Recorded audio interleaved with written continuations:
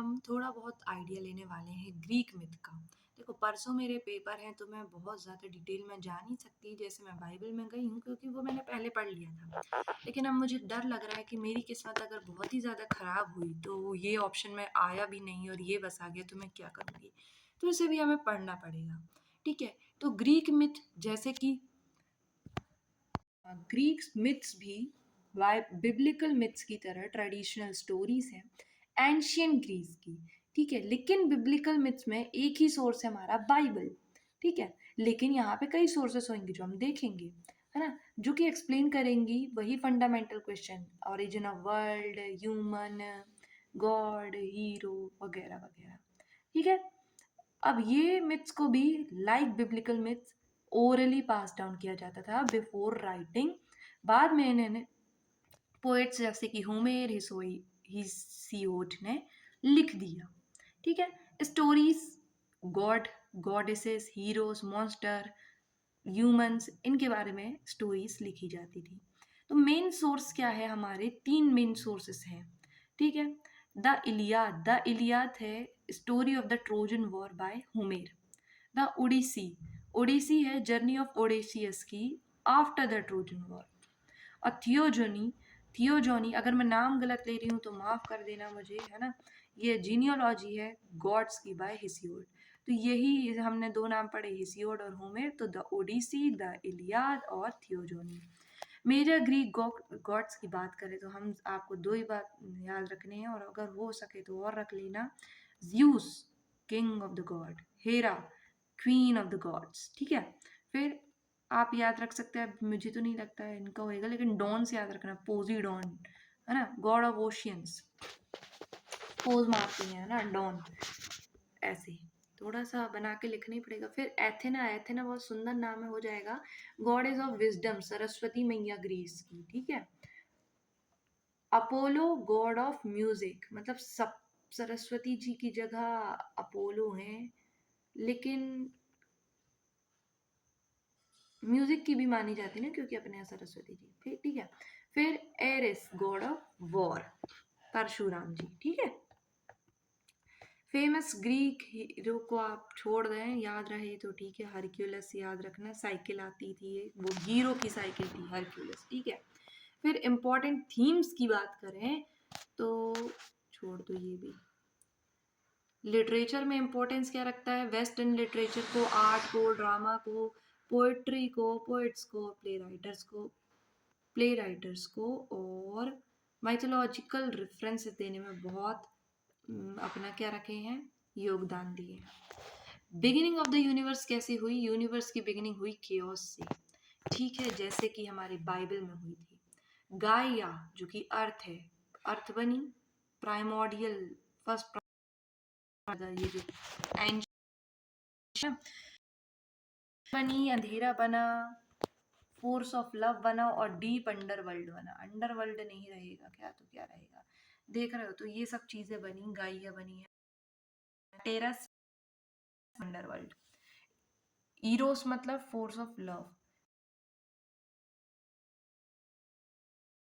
गाइया, Nyx, Eros, Tartarus. तो आपको ये तो याद रहेगा ना कि क्या क्या बना, है ना। तो फिर अब देखो गाइया करें तो हम फिर आगे जाके जब यूरेनस बड़ा हुआ तो वो बन गया उनका हस्बैंड। कोई विवाद नहीं करेगा, अब आगे सुनो। बहुत सारे पावरफुल चिल्ड्रन जन्म दिया, जैसे साइक्लोप्स, है ना, ये थे जिनकी एक आंख और बहुत बड़े बड़े लोग थे। लेकिन यूरेनस डर गया, है ना, अपने बच्चों से, तो उन्होंने उसको इम्प्रिजन कर दिया, मतलब कैद करके रख दिया गाया के अंदर। मतलब अब गाया ने क्रोनस को कहा यूरेनस को चैलेंज करो। क्रोनस ने अटैक कर और उसको ओवरथ्रू कर दिया और यूनिवर्स का।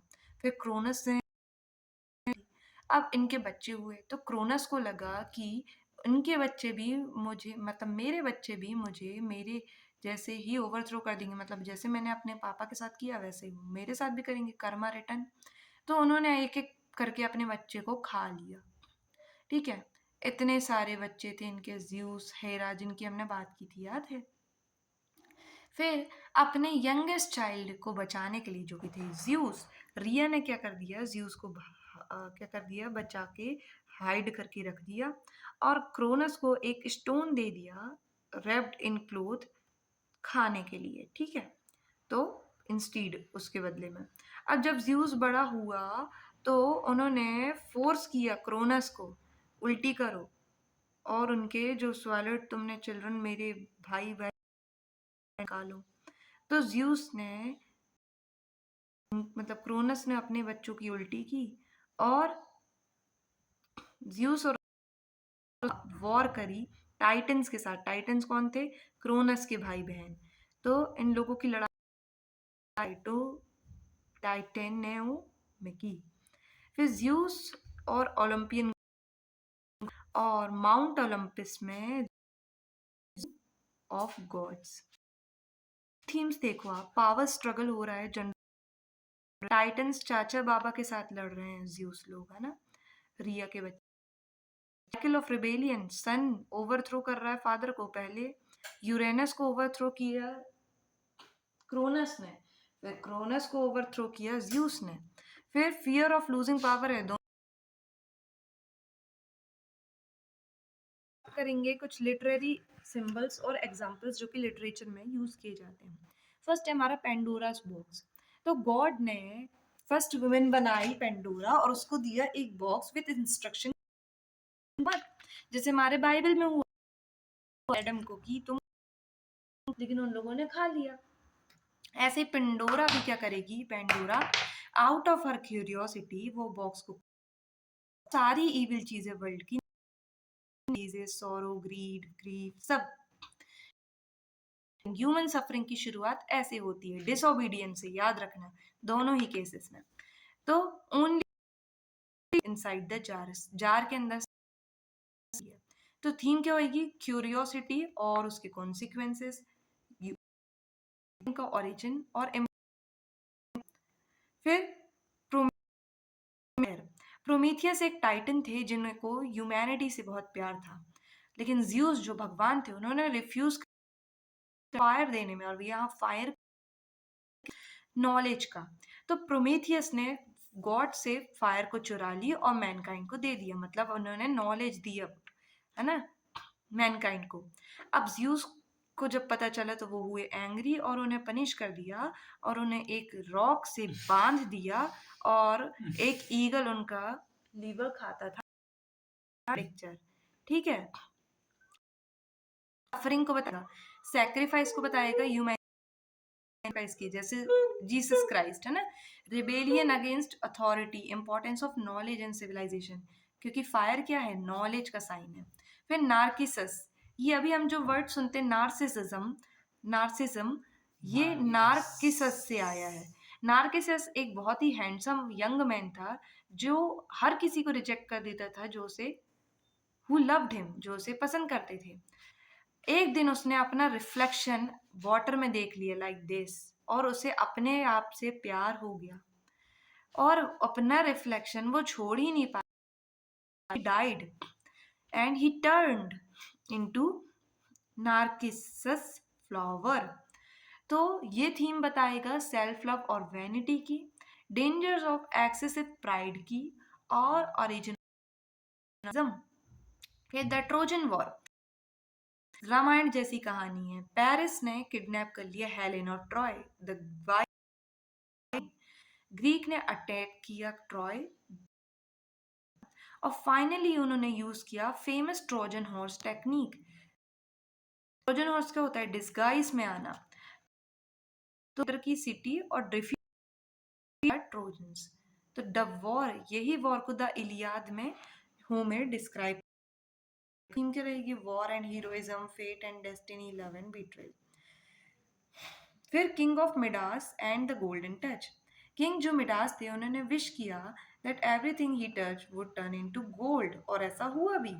तो at first he was happy क्योंकि उनकी प्रॉस्पेरिटी बढ़ रही थी, लेकिन उनका ये जो वर्च्यू है, जो उनका ये जो कहना चाहिए आपको, जो ब्लेसिंग मिली थी वो उनके लिए घातक साबित हुई, क्योंकि उन्होंने रियलाइज किया इवन जो वो खाना भी टच कर रहे हैं, पानी भी पी रहे हैं, वो गोल्ड बन जाएगा। और वो खाना भी नहीं खा सकते, पानी भी नहीं पी सकते। और कुछ वर्जन्स में बताया जाता है कि उनकी खुद की डॉटर्स भी गोल्ड बन गई। तो उन्होंने भगवान से विनती की कि उनका ये जो कर्स है वो मिटा दें। तो इसमें and its consequences, value of simple life over the wealth। तो इसी के साथ हमारे ग्रीक मिथ्स खत्म होते हैं। और ये जो है छोटे, अब इतना ही है, अब आपने इसको बढ़ा